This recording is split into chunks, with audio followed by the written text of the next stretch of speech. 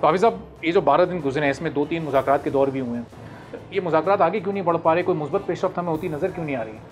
उसमें मुज़ाकरात हुए, उस मुज़ाकरात में हमने जो कुछ भी मुतालबात किए वो उन्होंने लिए, फिर उसके बाद टेक्निकल कमेटी को भी साथ लेकर आए। और जब हमारी टीम ने बात की तो उन लोगों का कहना ये था कि भाई आपकी तो बहुत तैयारी है और हम ये समझते हैं कि हमें थोड़ा सा हम मौका दें और हम जो है वो इसके ऊपर वर्किंग करते हैं, मुतालबात भी दुरुस्त हैं। हमसे मिलने के लिए आए तो उन्हें मुतालबात हमारे दुरुस्त लग रहे थे। फिर इनमें से ही कुछ लोग मीडिया के ऊपर जाते हैं तो दूसरी बातें शुरू कर देते हैं, फिर कोई जवाब भी नहीं होता इनके पास, मीडिया में भी फंस जाते हैं। तो तलाश गुमशुदा का एक इश्तिहार है जो चारों तरफ लगा हुआ है कि कमेटी भाग गई है और उसको जो है वो तलाश किया जा रहा है। अगर वो ये समझ रहे हैं कि वो ये टेक्निक इस्तेमाल करके धरने के शुरका को थका देंगे तो वो तो आपने इंटरव्यूज़ कर लिए हैं उनके, और आपको उनका जज्बा ही पता चल गया कि वो तो बहुत लंबी तैयारी के साथ यहाँ पर आए हुए हैं। और सिर्फ यही लोग नहीं होते जो मौजूद होते हैं, मज़ीद आते चले जाते हैं और रोज़ाना अल्हम्दुलिल्लाह एक बहुत बड़ी तादाद में लोग यहाँ मौजूद होते हैं। और ये धरना तो अब कई धरनों में तब्दील होता जा रहा है, अब कई शहरों में, अभी कराची में तो चल ही रहा है और बाकी शहरों में भी ये अब शुरू हो जाएगा। फिर शाहराहों पे बैठने का प्रोग्राम है, तो ये प्रोग्राम तो ज़रा लंबा है। अच्छा। और हुकूमत को चाहिए कि जो भी हमारे मुतालबात हैं और वो सब के सब जायज़ हैं उसको कबूल करें। अब हमारा मुतालबा अगर ये है कि बिजली की कीमत वो होनी चाहिए जो लागत है, तो क्या गलत है? बिल्कुल सही। हर पाकिस्तानी हम आपकी नालायकियों का बोझ हम क्यों उठाएं? आपके कैपेसिटी चार्जेस हम क्यों अदा करें? आपकी कंपनियों को हम क्यों पालें? बल्कि पाल क्या रहे हैं, वो तो लूट रहे हैं और मज़े कर रहे हैं, हज़ारों अरब रुपए ले चुके हैं। तो हम अपना बजट क्यों ख़राब करें? आपने शरह सूद 19.5% करके बेड़ा गर्क किया हुआ है, तो आप जो है वो आपके इन फैसलों का हम क्यों बोझ उठाएं? इसी तरह तनख्वाहदार तबका क्या करे जो पहले ही टैक्स दे रहा है, उसको आप मज़ीद मारे चले जा रहे हैं। उसके बच्चों की तालीम का मसला है। देखें, कोई अच्छे से अच्छा तनख्वाह लेने वाला भी ये करता है कि जब उसके पास एक माकूल आमदनी आती है तो बच्चों की तालीम उसी लिहाज से देखता है, इसलिए कि हमारे निज़ाम में तो इस बात की गुंजाइश ही नहीं है कि सबको मेयारी तालीम मिले, गरीब हो या अमीर हो। तो जब हमें ख़रीदनी है तो लोग अच्छी तालीम ख़रीदना चाहते हैं, इसलिए कि ये पूरे सिस्टम का फेलियर है। टैक्स लेते हैं, तालीम नहीं देते। तो जब वो अच्छी तालीम बच्चों को दिलाना चाहता है, वो मुनासिब तरीके से ज़िंदगी गुजारना चाहता है, बहुत अच्छी तनख्वाह लेने वाला भी ये चाहता है कि वो कोई पसंदाज करके कोई प्लॉट ले ले, कोई बच्चों का मुस्तकबिल हो जाए, बच्चों की शादियों में वो पैसे इस्तेमाल। यही है ना गरीब और मिडिल क्लास लोगों के, उनके और क्या ख्वाब होते हैं। लेकिन आप उनके ये ख्वाब भी पूरे नहीं होने दें और उनकी तनख्वाह बढ़ जाए और टैक्स इतने लगें कि पैसे कम हो जाएं, और फिर जब वो घर पहुँचे तो पता चले बिल इतना आ गया है कि वो अदा ही नहीं कर सकता। तो अच्छे खासे लोग, सफ़ेद पोश लोग, उनका बेड़ा गर्क कर दिया इन्होंने। हमारे सारे मुतालबात जायज़ हैं, इनको मानना पड़ेगा। नहीं मानेंगे तो हम धरना दिए हुए हैं, धरना फैलेगा, वसी होगा।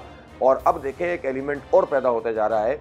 बांग्लादेश की सूरत हाल के बाद गम व गुस्सा अब एक ख़ास रुख पे भी जा सकता है।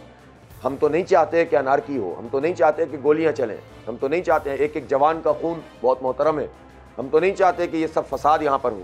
लेकिन अगर हुकूमत ये समझ रही है कि टालते रहेंगे और लोगों के ऊपर बिजली के बम गिराते रहेंगे और लोग भी इसी तरह रहेंगे जिस तरह वो पिछले अरसे में डील करते रहे, तो ऐसा अब नहीं होगा। अब चीज़ें बदलेंगी, इसलिए उनको होश के नाखून लेने चाहिए और मसला हल करना चाहिए। ठीक है वाफिज़ साहब, ज़ाहिर है बांग्लादेश से पहले आज़ाद कश्मीर में भी एक सूरत हाल हमने बनते देखी, उस पर हम ज़रा थोड़ा आगे चल कर आते हैं। ये जब मुज़ाकरात हुए, हुकूमत ने भी ये माना कि मुतालबात आपके तमाम जायज़ हैं और ये इन पर अमल दरामद भी होना चाहिए, कि उसके बाद प्रेस कॉन्फ्रेंसेज हुई और आपसे इनडायरेक्टली कहा गया कि जी धरना आप ख़त्म कर दें, एहतजाज हक नहीं, ये इस तरह का, ये ऐसे नहीं मामला बनेगा। और हुकूमत तो पहले से इन लाइन्स पर गौर कर रही है, एक टास्क फोर्स भी बनी है। तो ये कुछ आपके मुतालबात की मंजूरी की तरफ ही मामला जा रहा है या फिर ये टाइम गेनिंग एक प्रोसेस है? मुझे तो ऐसा ही लगता है कि टालने की कोशिश कर रहे हैं और नाकाम कोशिश कर रहे हैं। असल में देखिए, जब तक हमारा ये धरना शुरू नहीं हुआ था तब तक तो ये लिफ्ट ही नहीं करा रहे थे किसी को, और न किसी पर बात कर रहे थे, न कोई कमेटी बन रही थी, न कोई संजीदगी से बात हो रही थी, न टास्क फोर्स का ऐलान हो रहा था, न ये ऐलानात हो रहे थे कि हम 1 लाख वाले को सहूलत दे देंगे। ये तो हमारे धरने के दबाव के नतीजे में कुछ चीज़ें सामने आना शुरू हुई हैं। लेकिन ये भी इनकी डिलेइंग टैक्टिक्स भी है और बात को टालने के लिए समझ रहे हैं कि हम 2-4 चीज़ें इधर कर देंगे, अपने इत्तेहादियों को जिनकी कोई साख नहीं है उनको साथ बिठाकर ऐलानात कर देंगे और उसके नतीजे में शायद वो जो ये हैं वो पॉपुलर भी हो जाएंगे, इसलिए कि वो ये समझ रहे हैं कि ये फॉर्म 47 वाले बहुत पॉपुलर हैं।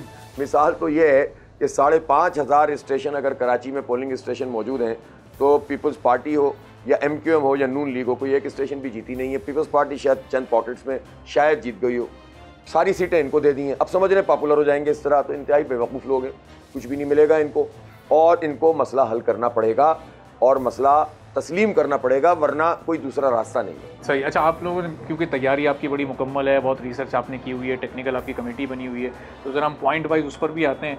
लेकिन ये MQM से जो मुलाकात हुई, अब होना तो ये चाहिए था कि धरना आप लोग दे रहे हैं, मुतालबात आप लोग यहाँ लेकर आ रहे हैं, तो ये मुलाकात तो आपसे, आपकी टीम से उस लेवल पर होनी चाहिए थी, कैबिनेट मेंबर्स की या वज़ीर आज़म की। MQM से मुलाकात का मकसद, कोई मायूसी हुई आपको थोड़ी? नहीं, हमसे हमें क्या, MQM से 50 मुलाकातें करते हैं ये लोग, सब 40 साल से साथी तो हैं। MQM, पीपल्स पार्टी, नून लीग, ये 40 साल से यही तो इक़्तिदार में। तो जो कौम का बेड़ा गर्क इन्होंने किया, जो भत्ताखोरी, दहशतगर्दी, बोरीबंद लाशों का कारोबार और सिस्टम के नाम पर ज़मीनों पर कब्ज़ा और पूरे शहर को और सूबे को तबाह किया पीपल्स पार्टी MQM ने। और नून लीग तो ज़ाहिर है, उसको नून लीग तो फिर बादशाह है, उसको तो गरज ही नहीं है तमाम चीज़ों से। तो ये इस तरह के जो सारे मिलकर भी 0 जमा 0 जमा 0 मिलकर भी अगर ऐलानात करेंगे तो क्या असर पड़ेगा? हमारे नज़दीक इसकी कोई अहमियत नहीं। जिनको आवाम ने मुस्तरद कर दिया, रिजेक्ट कर दिया, उठाकर फेंक दिया, वो तो समंदर में डाल नहीं सकते थे लोग, वरना वहीं डाल देते। तो जिनको मुस्तरद कर दिया उनसे में क्या ख़तरा होगा? आवाम से ख़तरा है इनको। ठीक है, अब ये ज़रा, ये जो 12 दिन का आज ये धरना हो चुका है, आज़ादी का जश्न भी आपने यही मनाना है? नहीं, हमें तो बहुत कुछ करना है, हम तो बहुत तैयारी से हैं अल्हम्दुलिल्लाह। और हमें सिर्फ यहाँ भी नहीं बैठे रहना, फिर जब हम देखेंगे कि ये बिल्कुल जो है वो रिस्पॉन्ड नहीं कर रहा है, तो मैं तो रोज़ लोग नारे लगाते हैं डी चौक के, और मैं तो उनसे कहता हूँ डी में जाके तो गोल करना होता है, और गोल तो फिर पार्लियामेंट हाउस में होगा या वज़ीर आज़म हाउस में।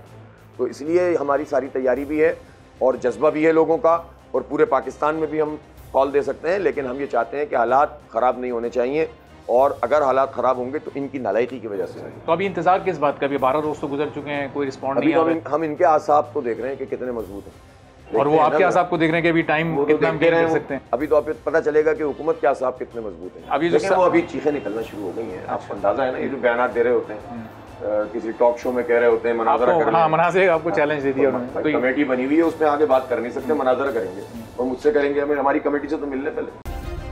सब्सक्राइब करें और बेल दबाएं ताकि कोई खबर रह न जाए।